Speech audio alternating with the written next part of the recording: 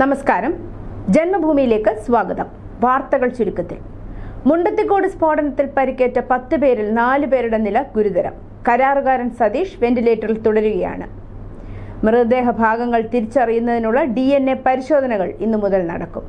Thiruvananthapuram Rajeev Gandhi biotechnology ഇൻസ്റ്റിറ്റ്യൂട്ടിൽ നിന്നുള്ള വിദഗ്ധരാണ് DNA പരിശോധന നടത്തുന്നത്. 32 മനുഷ്യാവശിഷ്ടങ്ങളിലാണ് പരിശോധന നടത്താനുള്ളത്. ആദ്യം മൃതദേഹങ്ങളിൽ നിന്ന് സാമ്പിൾ ശേഖരിച്ച ശേഷം അപകടത്തിൽ കാണാതായവരുടെ ബന്ധുക്കളുടെ സാമ്പിൾ ശേഖരിക്കും. നടപടികൾ പൂർത്തിയാക്കാൻ ശരാശരി 3 മുതൽ 7 ദിവസം വരെ വേണം.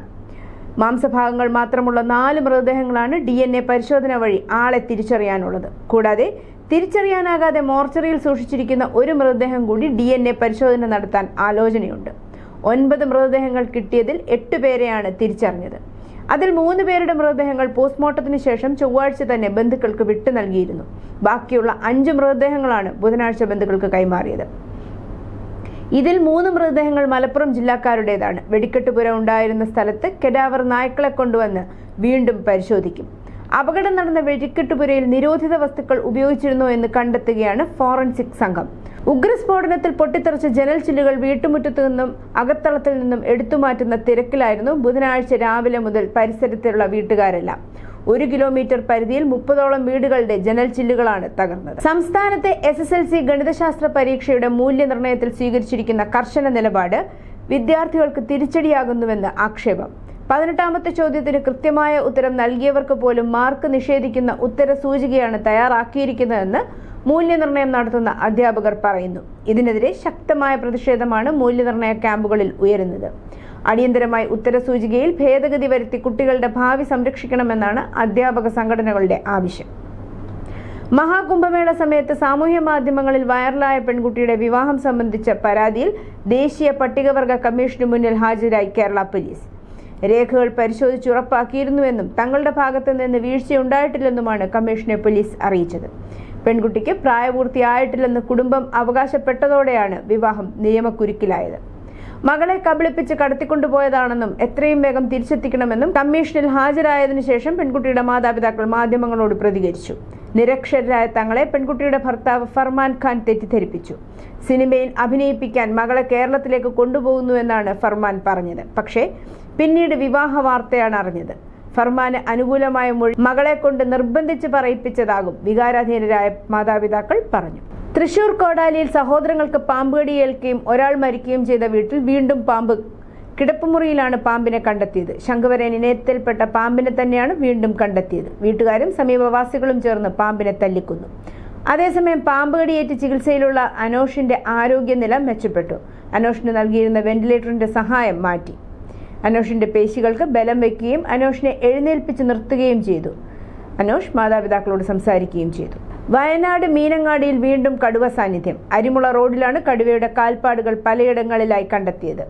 ഇക്കഴിഞ്ഞ തിങ്കളാഴ്ച പ്രദേശവാസി കടുവയെ നേരിട്ട് കണ്ടിരുന്നു. ഇതിന്റെ അടിസ്ഥാനത്തിൽ പ്രദേശത്ത് പലയിടത്തും കാൽപ്പാടുകളും കണ്ടെത്തിയിരുന്നു. അതിനുശേഷമാണ് വീണ്ടും ആശങ്ക നിലനിൽക്കുന്നത്. വനം വകുപ്പ് സ്ഥലത്തെത്തി ജീപ്പുകളിൽ പ്രദേശവാസികൾക്ക് ജാഗ്രതാ നിർദ്ദേശം നൽകി. രാത്രി 9 മണിയോടെയാണ് കാൽപ്പാടുകൾ കണ്ടെത്തിയത്. ഉദ്യോഗസ്ഥർ തിരച്ചിൽ തുടരുകയാണ്. തൃശൂർ മുണ്ടത്തിക്കോട് ദുരന്തത്തിൽ ധനസഹായം അനുവദിച്ച് സർക്കാർ ഉത്തരവിറങ്ങി. മരിച്ചവരുടെ കുടുംബത്തിന് 14 ലക്ഷം രൂപയും പരിക്കേറ്റവർക്ക് 2 ലക്ഷം രൂപയുമാണ് ധനസഹായം അനുവദിച്ചത്. സവിശേഷ ദുരന്തമായി പ്രഖ്യാപിച്ചും ഉത്തരവിറക്കി. സ്ഫോടനത്തിൽ പ്രദേശത്തുണ്ടായ നാശനഷ്ടം ഉൾപ്പെടുത്തി സമഗ്ര പാക്കേജ് നൽകാൻ മന്ത്രിസഭാ യോഗം തീരുമാനിച്ചു. കേരളത്തിൽ വരും ദിവസങ്ങളിൽ മഴയ്ക്ക് സാധ്യതയുണ്ടെന്ന് കേന്ദ്ര കാലാവസ്ഥാ വകുപ്പ്.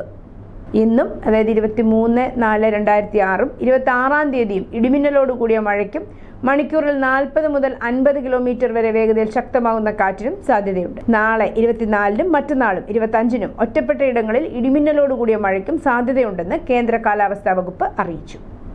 സംസ്ഥാനത്ത് ജലവൈദ്യുത ഉൽപാദന ശേഷിയെ സോളാർ മറികടന്നു. വൈദ്യുതി ബില്ലിൽ നിന്ന് രക്ഷ നേടാൻ കൂടുതൽ പേർ പുരപ്പുറ സോളാറിലേക്ക് മാറുകയാണ്. ഇടുക്കി ഉൾപ്പെടെ വൈദ്യുത പദ്ധതികളുടെ സ്ഥാപിത ശേഷി 2196.36 മെഗാവാട്ടാണ്.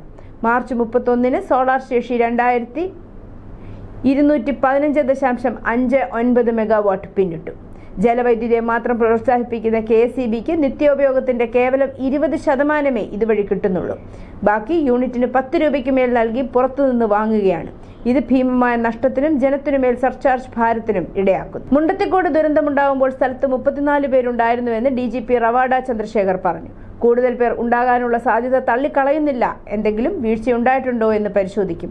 14 പേരാണ് സംഭവത്തിൽ മരിച്ചത്. ഇതിൽ 8 പേരെ തിരിച്ചറിഞ്ഞു. 5 പേരുടെ മൃതദേഹാവശിഷ്ടങ്ങൾ ലഭിച്ചു. ശസ്ത്രക്രിയയ്ക്കിടെ ഇന്നലെ ഒരാൾ മരിച്ചു. സംഭവത്തിൽ പ്രത്യേക സംഘം അന്വേഷണം തുടങ്ങി. അതേസമയം ഇന്നലെ പുലർച്ചെ പുനരാരംഭിച്ച തെരച്ചിലിൽ അപകട സ്ഥലത്തിന് 200 മീറ്റർ അകലെ നിന്ന് 2 മൃതദേഹാവശിഷ്ടങ്ങൾ കൂടി കണ്ടെത്തി. 3 പേരെ കണ്ടെത്താനായിട്ടില്ലെന്ന് സ്ഥിരീകരിച്ചു.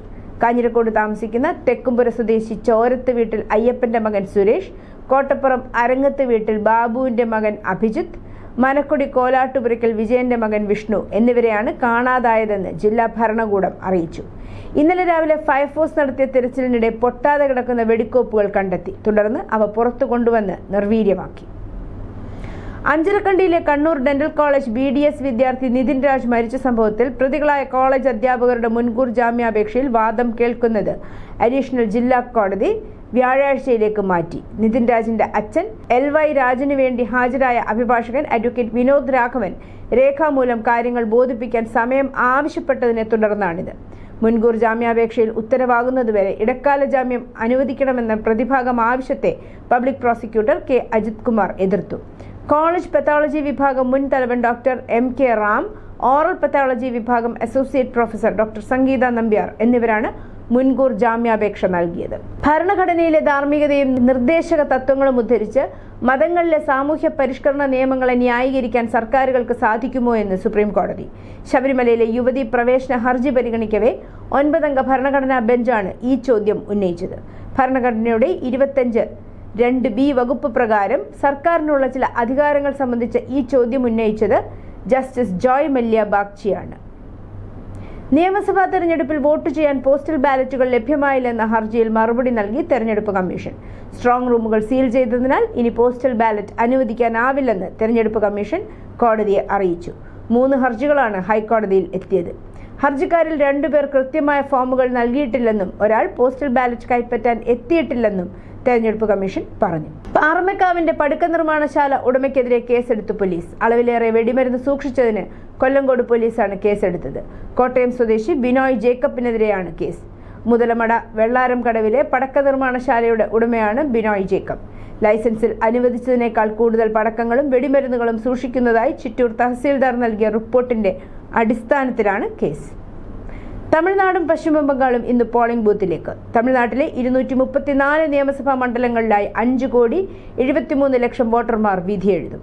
ബംഗാളിൽ ആദ്യഘട്ട തെരഞ്ഞെടുപ്പ് 152 മണ്ഡലങ്ങളിലാണ് നടക്കുന്നത്. സംഘർഷങ്ങളുടെ പശ്ചാത്തലത്തിൽ കനത്ത സുരക്ഷയാണ് സംസ്ഥാനത്ത് ഏർപ്പെടുത്തിയിരിക്കുന്നത്. ചെന്നൈയിൽ നടന്ന വാർത്താ സമ്മേളനത്തിൽ പ്രധാനമന്ത്രി നരേന്ദ്രമോദിയെ തീവ്രവാദി എന്ന് വിളിച്ച കോൺഗ്രസ് അധ്യക്ഷൻ മല്ലികാർജ്ജുൻ ഖാർഗെയ്ക്കെതിരെ തെരഞ്ഞെടുപ്പ് കമ്മീഷൻ നടപടി തുടങ്ങി. BJPയുടെ പരാതിയെ തുടർന്ന് 24 മണിക്കൂറിനുള്ളിൽ നിലപാട് വ്യക്തമാക്കാൻ കമ്മീഷൻ ഖാർഗെയോട് ആവശ്യപ്പെട്ടു. കേരളം, തമിഴ്നാട്, പശ്ചിമ ബംഗാൾ, അസം, പുതുച്ചേരി എന്നിവിടങ്ങളിലെ നിയമസഭാ തെരഞ്ഞെടുപ്പിന്റെ ഭാഗമായി നടത്തിയ പരിശോധനയിൽ വൻതോതിൽ പണവും മറ്റ് സാധനങ്ങളും പിടിച്ചെടുത്തതായി കേന്ദ്ര തെരഞ്ഞെടുപ്പ് കമ്മീഷൻ അറിയിച്ചു. തമിഴ്നാട്ടിലും പശ്ചിമ ബംഗാളിലുമായി മാത്രം പിടിച്ചെടുത്ത തുക 1000 കോടി രൂപ കടന്നു. ബുധനാഴ്ച തെക്ക് കിഴക്കൻ ഡൽഹിയിലെ അമർ കോളനിയിൽ ഒരു ഇന്ത്യൻ റവന്യൂ സർവീസ് IRS ഉദ്യോഗസ്ഥന്റെ 22 വയസ്സുള്ള മകളെ ബലാത്സംഗം ചെയ്ത് കൊലപ്പെടുത്തി. ബുധനാഴ്ച രാവിലെ 6-നും 7:30-ക്കും ഇടയിൽ ഇരയുടെ മാതാപിതാക്കൾ വീട്ടിലില്ലാതിരുന്ന സമയത്തായിരുന്നു സംഭവം. പോലീസ് പറയുന്നതനുസരിച്ച് പ്രതി രാവിലെ 6:30-ഓടെ കോളനിയിലെത്തി 6:39-ഓടെ വീട്ടിൽ കയറി കുറ്റകൃത്യം നടത്തി 7:20-ഓടെയാണ് പുറത്തിറങ്ങിയത്. CCTV ദൃശ്യങ്ങളും ദൃക്സാക്ഷി മൊഴികളും പ്രതി വീട്ടിൽ കയറിയതായി സ്ഥിരീകരിച്ചു. രാവിലെ 5:30-ഓടെ ജിമ്മിൽ പോയ ദമ്പതികൾ 8:30-ഓടെ തിരിച്ചെത്തിയപ്പോൾ മകൾ വീട്ടിനുള്ളിൽ അബോധാവസ്ഥയിൽ കിടക്കുന്നത് കണ്ടു. IRS ഉദ്യോഗസ്ഥന്റെ വീട്ടിലെ 4 ലെയർ സുരക്ഷാ സംവിധാനമാണ് പ്രതിയായ ജോലിയിൽ നിന്ന് പിരിച്ചുവിട്ട വീട്ടുജോലിക്കാരൻ മറികടന്നത്.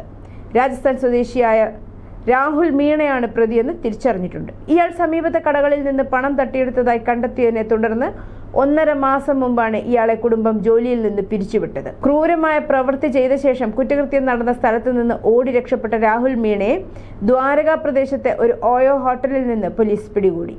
രാജസ്ഥാനിലെ അൽവാറിൽ സമാനമായ ഒരു കുറ്റകൃത്യം ഇയാൾ ചെയ്തതായും പോലീസ് കണ്ടെത്തിയിട്ടുണ്ട്. യുണൈറ്റഡ് അറബ് എമിറേറ്റ്സിനെയും ഒമാനെയും തമ്മിൽ ബന്ധിപ്പിക്കുന്ന ചരിത്രപ്രധാനമായ ഹഫീദ് റെയിൽ പദ്ധതിയുടെ 40% ജോലികൾ പൂർത്തിയായി. 200 കിലോമീറ്റർ വേഗതയിൽ കുതിക്കുന്ന ഈ ട്രെയിൻ സർവീസ് യാത്രാ സമയത്തിൽ വൻ കുറവ് വരുത്തുകയും ഗൾഫ് മേഖലയിലെ വ്യാപാര ടൂറിസം രംഗങ്ങളിൽ വലിയ മാറ്റങ്ങൾ കൊണ്ടുവരികയും ചെയ്യും.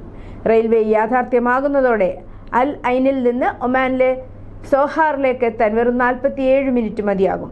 നിലവിൽ റോഡ് മാർഗം ഇത് 1.5 മണിക്കൂറിലധികം ആവശ്യമാണ്. തെക്കൻ ലബനനിലുണ്ടായ ഇസ്രായേൽ വ്യോമാക്രമണത്തിൽ പ്രമുഖ ലബനീസ് പത്രപ്രവർത്തക അമൽ ഖലീൽ കൊല്ലപ്പെട്ടു. ലബനീസ് സൈനിക വക്താവും അമൽ ജോലി ചെയ്തിരുന്ന അൽ അഖ്ബാർ പത്രവുമാണ് മരണവാർത്ത സ്ഥിരീകരിച്ചത്. അമലിനൊപ്പമുണ്ടായിരുന്ന ഫ്രീലാൻസ് ഫോട്ടോഗ്രാഫർ സൈനബ് ഫർജിന് ആക്രമണത്തിൽ പരിക്കേറ്റു. ചൊവ്വയിൽ ജൈവ തന്മാത്രകൾ കണ്ടെത്തി നാസയുടെ ക്യൂരിയോസിറ്റി റോവർ. 2020 ചൊവ്വയിലെ മൗണ്ട് ഷാർപ്പ് മേഖലയിൽ നിന്ന് ശേഖരിച്ച മേരി ആനിങ് 3 എന്ന ശിലയെക്കുറിച്ചുള്ള പഠന റിപ്പോർട്ടുകളാണ് നാസ ഇപ്പോൾ പുറത്തുവിട്ടിരിക്കുന്നത്. ആകെ കണ്ടെത്തിയ 21 തന്മാത്രകളിൽ 7 എണ്ണം ആദ്യമായാണ് ചൊവ്വയുടെ ഉപരിതലത്തിൽ തിരിച്ചറിയുന്നത്. മേരി ആനിങ് എന്ന ഈ പ്രദേശം ശതകോടി വർഷങ്ങൾക്ക് മുമ്പ് തടാകങ്ങളും അരുവികളും നിറഞ്ഞതായിരുന്നു. News desk Janmabhumi.